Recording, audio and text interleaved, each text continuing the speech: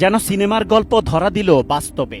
৪৪ বছর পর নাটকীয়ভাবে হারানো দুই ছেলের সন্ধান পান পাকিস্তানে বসবাসকারী ৯৩ বছর বয়সী জরিনা খাতুন। ছেলেদের সন্ধান পেয়ে ছুটে আসেন বাংলাদেশে।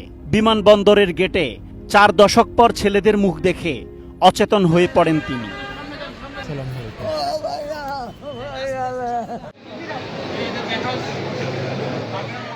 স্বামীর সাথে বিচ্ছেদের পর আর্থিক অনটনের কারণে দুই ছেলে এবং দুই মেয়েকে নিয়ে পাকিস্তান চলে যান জরিনা খাতুন।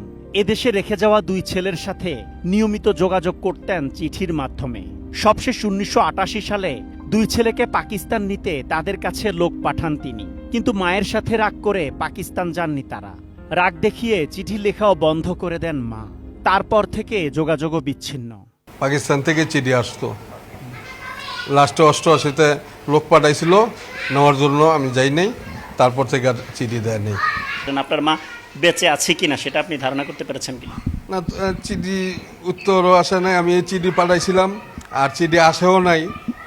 তখন থেকে ভাবছি হয়তো মা নাই। ছেলেদের সাথে যোগাযোগ বন্ধ হওয়ার কষ্ট সইতে না পেরে তাদের খোঁজে ১০ বছর আগে ঢাকায় আসেন মা।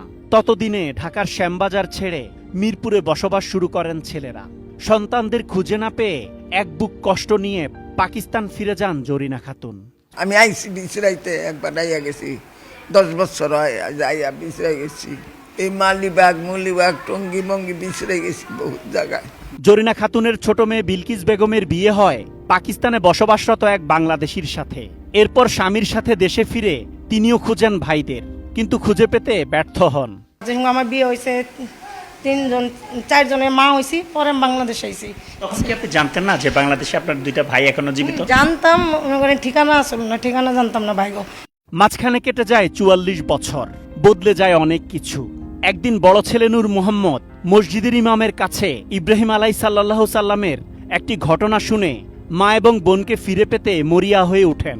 এরপর ঢাকা থেকে ছুটে যান কুমিল্লায়, যেখানে তার এক সৎ মায়ের বাবার বাড়ি। খোঁজ পান তার এক সৎ বোনের, আর এই বোনের কাছ থেকেই জানতে পারেন পাকিস্তান চলে যাওয়া ছোট বোন বিলকিস ১০ বছর আগে ঢাকায় ফিরেছেন।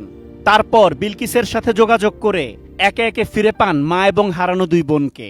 এই মসজিদের ইমাম সাহেব একটা ইব্রাহিম আলাইহিস সালামের একটা গল্প কইছিল, এত মানুষ এত জায়গায় মরে, তুমি এটি কিভাবে একসাথে করবা? তখন ইব্রাহিম আলাইহিস সালাম কইছিল, 2টা পাখি জব করো, 6টা পাহাড়ের ভিতরে 2টা পাখি ভাগ করে রাখছে। তো ইব্রাহিম আলাইহিস সালাম বললো যে তুমি এবার ডাকো। ডাকছে তো 6 জায়গাতে যখন একখানা করতে পারছে, এবার জিন্দা হইতে পারছে, তখন থেকে ভিতরে একটা টান তৈরি হয়েছে। দুই ছেলের সন্ধান পেয়ে 1 জুলাই দেশে ফিরেন মা। ৪৪ বছর পর হারানো ছেলেদের দেখে বিমানবন্দরের গেটে অচেতন হয়ে যান জরিনা খাতুন।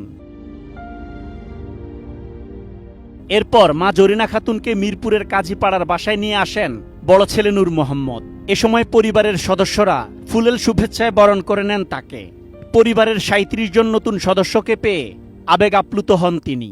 আমরাটা দেখাই তার মনে বুঝছিলাম, আমার কলিজা খতম হয়ে গেছে। আল্লাহ দিল আমার তো পোলা গুণ পাইছি। Asad Bhuiyan, ATN news, Dhaka.